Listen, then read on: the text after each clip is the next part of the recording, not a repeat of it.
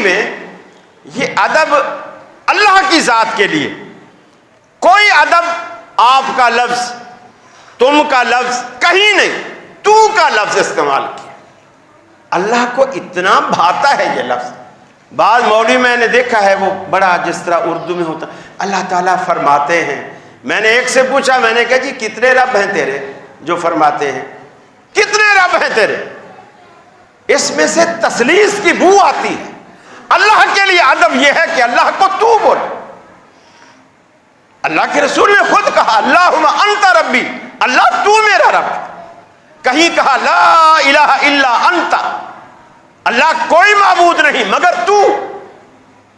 اس میں کوئی شائبہ ہی نہیں رہتا کہ اس کے دل میں، اس کے عقیدے میں کوئی دوسرا بھی ہے۔ ہر چیز کا ادب الگ الگ ہوتا ہے۔ ماں باپ کا ادب الگ ہے، رسول کا ادب الگ ہے، اللہ کا ادب الگ ہے۔ اللہ کے ادب میں جتنی وحدت آپ شو کریں گے اللہ تعالیٰ اتنا خوش ہوتا ہے، اور آپ کی توحید انشاءاللہ اتنا پختہ ہوگی۔ اس میں ذرا سا بھی جمع کی آمیزش نہ کریں۔ ہاں اللہ کہتے ہیں جی اللہ تعالیٰ نہیں کہتا نحنو، اپنے بارے میں کہتا ہے نحنو، ہم ایسا کرتے ہیں۔ اللہ تو زیتون کی قسم بھی کھاتا ہے، طور کی قسم بھی کھاتا ہے۔ اللہ پر کسی فارمولے کا اطلاق نہیں ہوتا۔ ہمیں کہتا ہے میرے علاوہ کسی کی قسم کھائی تو مشرک ہو جاؤ۔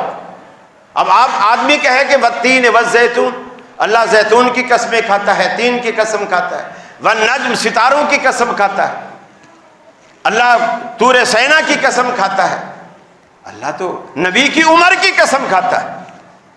اللہ قسمیں کھاتا رہے، جس کی بھی کھائے، اس پر کسی بھی شریعت کا، کسی قانون کا اطلاق نہیں ہوتا۔ وہ تو خود قانون ساز ہے، وہ قانون بنانے والا ہے، ہم اس کے قانون کے پابند ہیں، وہ کسی قانون کا پابند نہیں ہے۔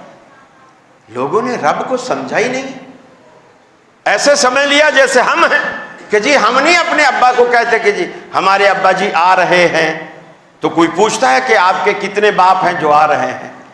دنیا میں ادب دنیا کے لوگوں کے لیے الگ بات ہے، اللہ کے لیے ادب یہ ہے کہ کہیں سے بھی جمع کا صیغہ میرے عقیدے میں کہیں موجود نہیں ہونا چاہیے۔